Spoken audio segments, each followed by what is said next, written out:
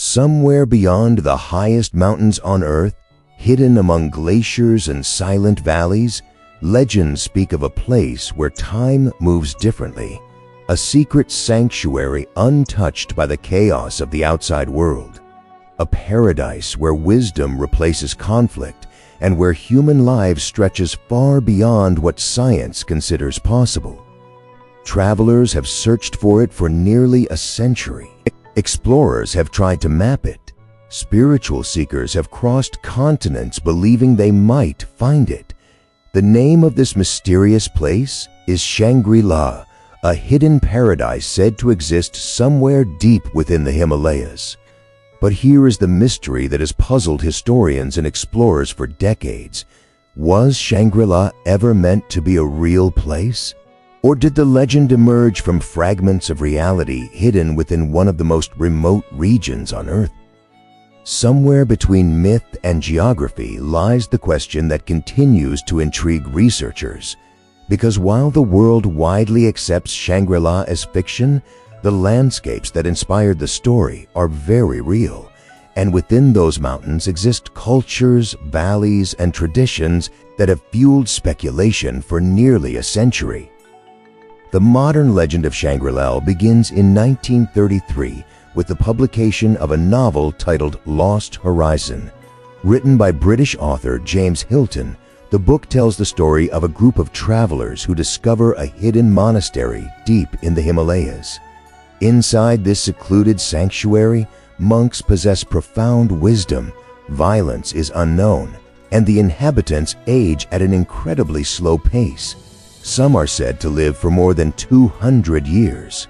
In Hilton's story, Shangri-La is not simply a place, it is a perfect balance between knowledge, harmony, and longevity. The timing of the novel's release was significant.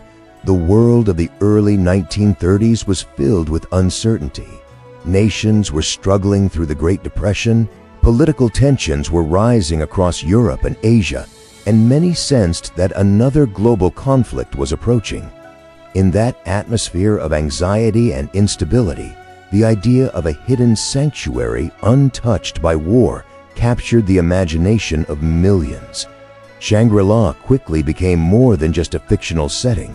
It became a symbol of hope, a peaceful refuge hidden somewhere beyond the reach of the modern world. In Hilton's description, Shangri-La existed as a monastery built into the cliffs of an isolated Himalayan valley. Snow-covered peaks surrounded the settlement like natural walls, protecting it from outside discovery. Inside, scholars preserved ancient knowledge, while monks practiced disciplines believed to extend human life. Time itself seemed to move more slowly there. Visitors who arrived in their youth might remain physically young for decades. The idea was both mystical and strangely believable, especially when placed against the mysterious backdrop of the Himalayas. Years later, James Hilton admitted something surprising. The legend of Shangri-La was entirely fictional. It was never meant to describe a real location. Yet despite this confession, the legend refused to disappear. Instead, curiosity only grew stronger. Readers began asking a different question. If Hilton invented the story, where did the inspiration come from? Because the landscapes described in Lost Horizon seemed too vivid, too specific to be completely imaginary, and many believed the author must have drawn inspiration from real places hidden somewhere within the mountains. To understand why this idea gained credibility, it helps to examine the geography of the region. The Himalayas and the neighboring Karakoram mountain range form one of the most extreme environments on Earth. Towering peaks rise more than 8,000 meters above sea level. Vast glaciers carve through deep valleys. Entire regions remain inaccessible for months at a time due to snow and landslides. For centuries, travelers have referred to this region as the roof of the world, a place where nature itself creates barriers that isolate communities from the outside world. These natural barriers have had a profound effect on human history. For thousands of years, entire villages developed in valleys that were nearly impossible to reach. cultural traditions evolved in isolation, protected by mountains that functioned like enormous walls. Languages, belief systems, and lifestyles survived there long after they disappeared elsewhere. In many cases, outsiders only discovered these communities in the 20th century. This isolation made the Himalayas the perfect setting for legends about hidden civilizations that might exist far beyond the reach of modern society.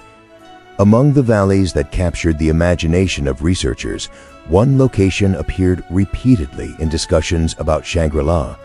The Hunza Valley, located in northern Pakistan near the border of China, sits high within the Karakoram Mountains.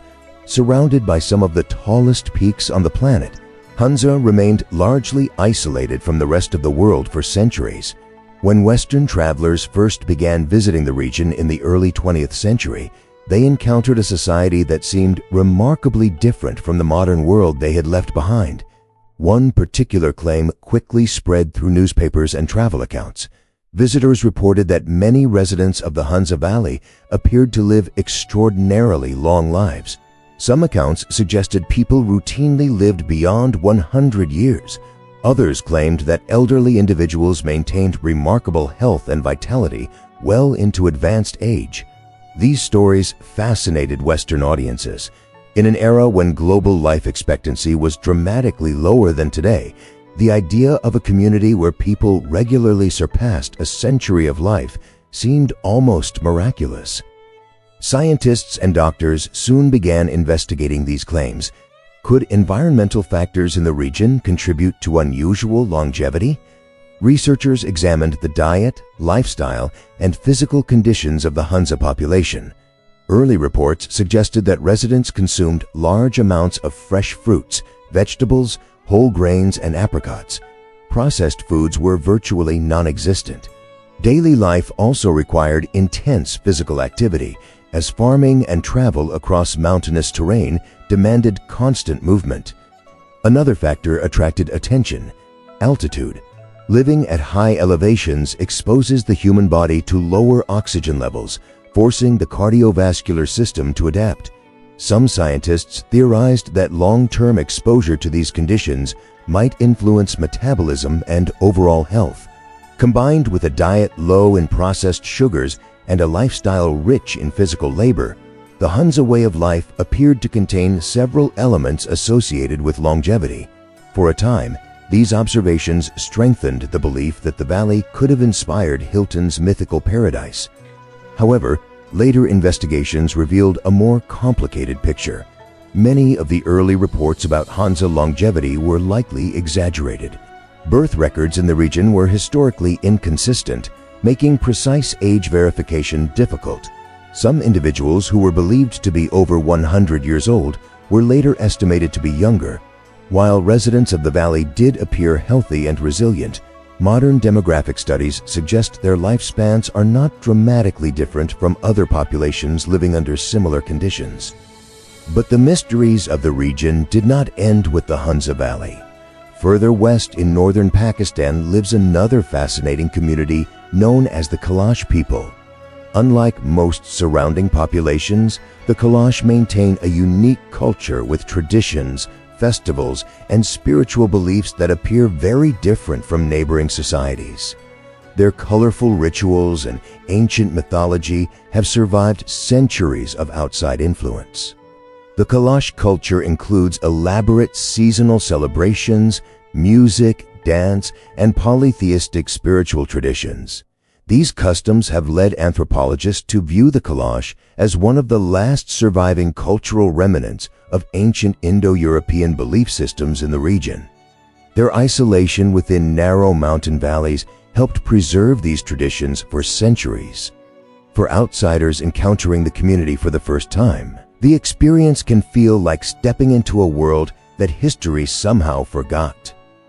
Adding another layer to the mystery is a persistent legend about the origin of the Kailash people. Some local traditions claim that their ancestors descended from soldiers in the army of Alexander the Great. According to this theory, small groups of Greek soldiers remained behind after Alexander's campaigns in Central Asia more than 2,000 years ago. Over time, they settled in the mountains and formed isolated communities that preserved fragments of their ancient heritage. While genetic research has produced mixed results regarding this theory, the story highlights an important historical reality. The mountain regions of Central and South Asia have long served as crossroads for migrating civilizations. Armies, traders, monks, and explorers passed through these valleys for centuries.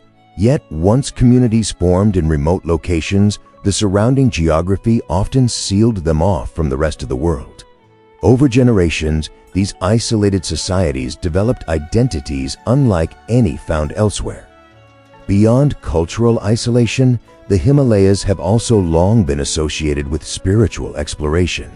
For thousands of years, monks, hermits, and seekers traveled into the mountains searching for enlightenment. In Buddhist tradition, remote monasteries were often built in places where silence and isolation allowed for deep meditation and study. One region that played a major role in this spiritual history is the Swat Valley. Today located in Pakistan, Swat was once a thriving center of Buddhist civilization. Historical records suggest that more than 1,400 monasteries once existed there, making the valley one of the most important religious learning centers in the ancient world. These monasteries attracted scholars and monks from across Asia. They studied philosophy, medicine, and spiritual practice while developing ideas about enlightenment and inner transformation. The concept that wisdom and spiritual discipline could extend life or bring profound harmony was deeply embedded within these traditions. When Western readers encountered these ideas through books and travel accounts, they often interpreted them through their own cultural expectations. The concept of monks living in hidden mountain monasteries resonated strongly with the story of Shangri-La. Over time, spiritual traditions from the Himalayas blended with Western imagination, creating a powerful image of a hidden utopia guarded by enlightened masters. This raises an intriguing possibility. Perhaps Shangri-La was never meant to represent a single geographic location.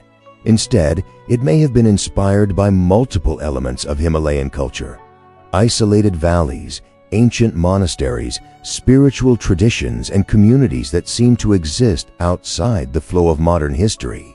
Nevertheless, the legend inspired generations of explorers to search for a real-world equivalent. Throughout the 20th century, travelers journeyed into the Himalayas, hoping to discover valleys that remained absent from modern maps. Many of these expeditions followed routes that are now part of the Karakoram Highway, one of the highest paved roads in the world.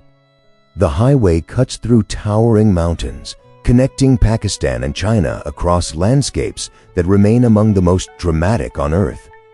For explorers traveling through these remote regions, the journey itself often felt like stepping into another era. Villages perched on cliffs above roaring rivers, narrow paths carved into stone, communities where traditions had remained unchanged for generations. Yet reality in these mountains is far more complex than the peaceful paradise described in the Shangri-La legend. Many communities face harsh environmental conditions, limited resources, and political tensions that have shaped daily life for decades. Tribal rivalries, territorial disputes, and difficult living conditions form part of the region's modern reality. The mountains that protect these communities also isolate them from economic development and infrastructure. At the same time, spiritual traditions remain deeply rooted in everyday life. In some villages, shamans continue to perform rituals believed to influence health, weather, and fortune. These ceremonies often involve trance states, chanting, and symbolic offerings intended to communicate with unseen spiritual forces. To outside observers, these practices reinforce the mystical aura long associated with the Himalayas. And perhaps this explains why the legend of Shangri-La continues to survive. Even when the physical paradise described in the novel cannot be located, the cultural and spiritual richness of the region still evokes the feeling that something extraordinary might exist there. Throughout history, humanity has repeatedly imagined hidden lands where peace, wisdom, and longevity exist beyond the struggles of ordinary life. From Atlantis to El Dorado, such stories reveal a powerful psychological desire. Shangri-La fits perfectly within this pattern. It represents a place untouched by greed, conflict, and time itself, a world where humanity has solved the problems that continue to trouble civilization. In that sense, the search for Shangri-La may never have been about geography. Instead, it reflects a deeper human longing, the hope that somewhere, hidden beyond the horizon, a better version of society might exist. Whether inspired by real valleys like Hunza, ancient monasteries in Swat, or the isolated cultures of the Himalayas, the legend endures because it speaks to something universal. The desire for peace, wisdom, and longevity has always guided human imagination, and perhaps that is the true secret of Shangri-La, not a hidden city waiting to be discovered, but an idea powerful enough to survive long after the story that created it.